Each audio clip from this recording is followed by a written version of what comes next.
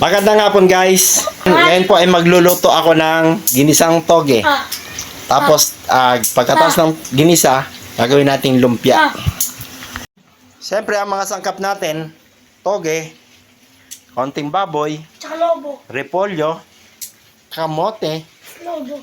beans. Ayan ang beans. Carrots, at siyempre wrapper. At meron pang tokwa. Piniprito ko na yung tokwa guys kasi pag mas maganda kasi sa ginisang toge ay piniprito yung mga sahog. Gaya ng kamote, ipiprito din natin yan. Kaya panoorin nyo na lang guys. Kailangan mag-brown yung tokwa. Para pagka nilagay natin sa gulay, igisa natin siya, hindi siya madudurog. Hindi kasi maganda pag nadudurog. Sahog yan sa toge guys.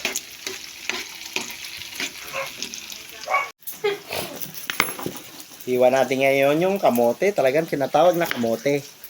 What? Idol, masato. Talin. Yan, lalagay natin siya kasi sa Tara. toge. Masarap yung lalagyan natin ng toge yung kamote. Ay, kamote yung toge. Baliktad pala po. Baliktad pala guys. Shoutout sa mga fans ko dyan sa tabi-tabi. Shout out. Shout out sa mga fans ko yan. Picture naman, Wagi. Picture. Pag nagluto kasi ako guys, 15 minutes. 10 minutes yan. 15 minutes lang guys. Woo! At yun na nga guys, sinunod ko na yung kamote. Piniprito ko naman ngayon yung kamote. Antayin din natin siya mag-brown. Antayin natin siya mag-brown. Pagka nag-brown na siya, ibig sabihin luto na siya. At hindi naman siya lutuin na maigi. Basta importante mag-toasted ng konti. Ihalo natin siya sa ginisang toge. At gagawin nating lumpia. Ginagayat ko naman guys ngayon yung aking panahog na beans. Beans, lalagyan din natin ng beans. Panis na papanis pala to. Paano na siyang tuba? Meron kasi guys, pagka ikaw nagluluto ay sa puso mo yung pagluluto para masarap. Kasi siguro sila tako. Wala. Wag lang yung mga barabarang luto lang. Pares to pinaganuhan mo. Ano mo na. Bag naman mo nga. Kaya pa yung dura. Uy! Ay!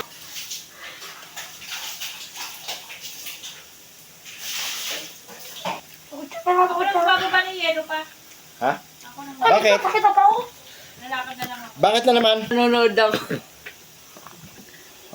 Pupunta. Lagi sa bunak yung ginagawa ko. Malagyan ng sabon niya na na. Patay na. Miren, katungoding mantika ng pag-isa ha. Sama ka ba? Sama ka? Ito, baka mayroon dong makain kay dito. Tara. Sabi ko na pala yan. Baka tulog ko ay natutogin. So, tara, baba tayo. Tara, masama ako. Nanonood ka lang din eh. Oo nga.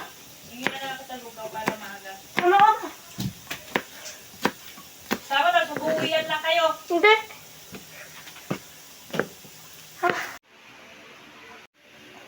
Ayan guys, na kompleto ko na yung mga rekado niya.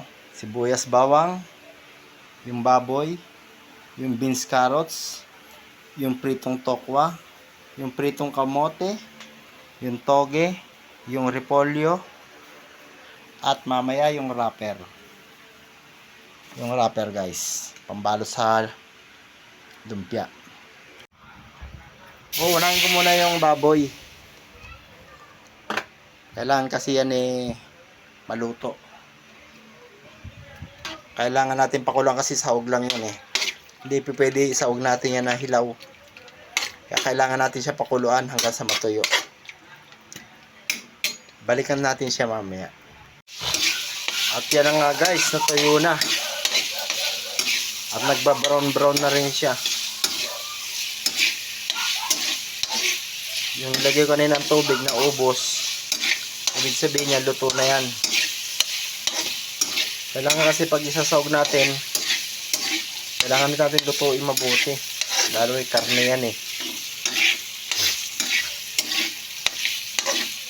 Ayan, nagmamantika na rin siya. Yung mantika niya, yan na rin yung pinakamantika niya.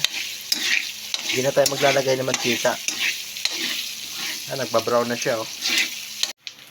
At yan, tinabi ko na siya guys. Lalagyan natin yung bawang at sibuyas. Sabay ko na. Pumuputo kasi kaya kailangan ko lumayo. Yan na nga guys. Lagay ko na yung bawang at sibuyas. Pumuputok. What?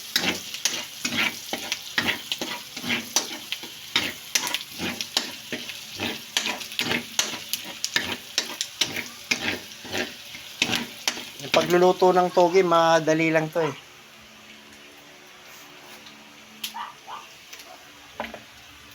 Ugasan natin yung beans at saka yung carrots.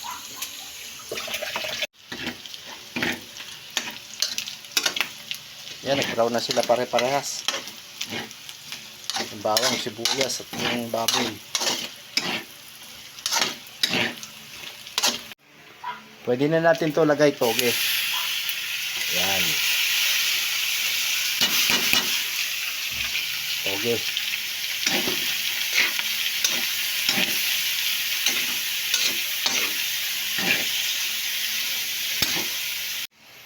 Sunod na natin yung piniritong tokwa. Sunod natin yung pritong kamote. Ayan. Sunod natin yung carrots at beans.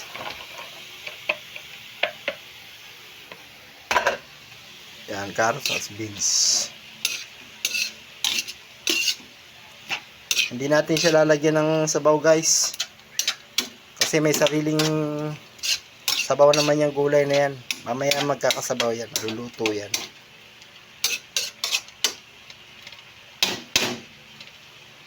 Ayan o. Lagyan natin konting asin. Ayan.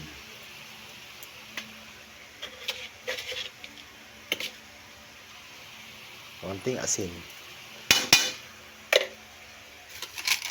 Saka pampalasa.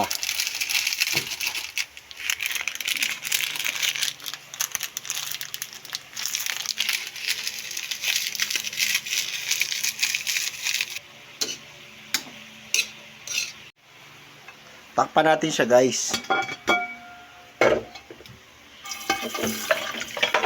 Gasan yung takip.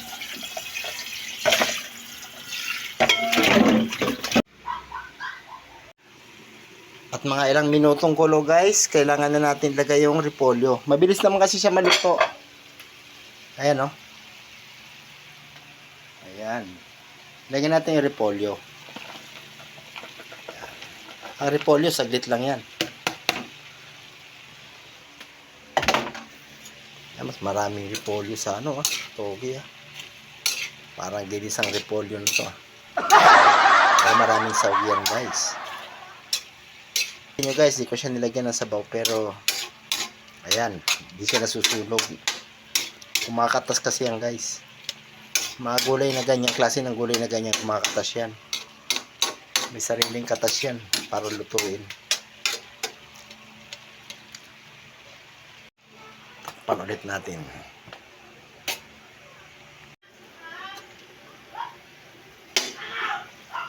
At luto na nga. Ayan guys, nagkaroon ng sabaw Wala naman akong sinasabaw pero nagkaroon ng sabaw.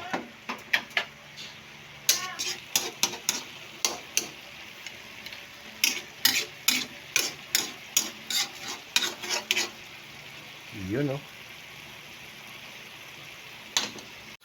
At yan na nga po, luto na nga po yung aking ginisang toge.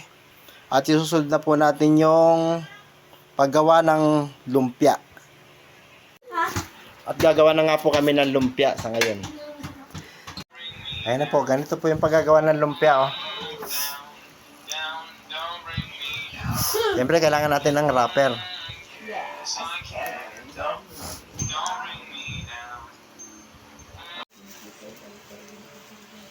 Lumpia. Rawal bata, binanuan mo. At yan guys, nakakadalawa na kami oh. Mula sa paggugulay hanggang sa paggawa ng lumpia, ayan. Siguradong masarap yan. Ayan naman po yung gulay oh. Matabang. Marami yata yung wrapper namin, kaya okay lang. Magkano binera mo? 22 lang, pati yung ano. Ayan, naparami nga yung aming babalutin kasi na doble pala yung aking wrapper. Kala ko 10 piraso lang. Kaya marami ang aming lumpia ngayon. Ayan oh, sarap yan lumpia. Oh. Hindi yun, Yung ibang lumpia, ginagawa nila, toge lang yon. Sa akin kasi, bago maglulumpia, ginigisa ko muna para sigurado. No? Pag hindi naman nabalot lahat, nauulam yung gulay. Ayan sila. Sarap manood ng Netflix pag maganda. At yan na nga guys, oh. Konti na lang po yung ating ibabalot. At yan na nga, piniprito na nga po yung lumpia. Ayan oh. Si Pesot masarap kumasuka. Kamaya, bibigyan natin yung kalalabasan. Diyan? Ayan oh. Ayan na nga yung ating lumpia. Konti lang bibiling ko eh. Lumpia wrapper, lumpia piraso na lang gawa. eh. Meron pa tayong sira na nagawa oh. Pero sige, masarap te. Wala yan. na, umalis na kasi si JR eh. Baka bukas na lang. Yan ma. Nakatawa siya sa mga itsura niya dati, siya ngayon.